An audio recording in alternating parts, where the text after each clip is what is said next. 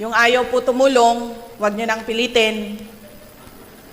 Yung wala pong ambag sa bayanihan at meron pang reklamo, palit na lang mo og alpiler, sarado nyo yung bibig.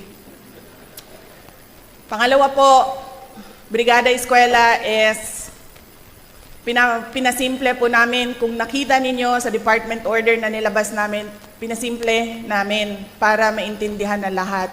It is just making our schools functional, clean, and orderly inside and outside the classrooms and within the school sites. Ibig po sabihin, tanggalin nyo yung lahat ng mga clutter, ng mga dumi, ng mga nakatambak dyan sa loob ng classrooms at sa loob ng eskwelahan. Yan lang po yun, ang Brigada Eskwela. Yan lang po ang dalawa na gusto namin na maalala ninyo sa Brigada Eskwela.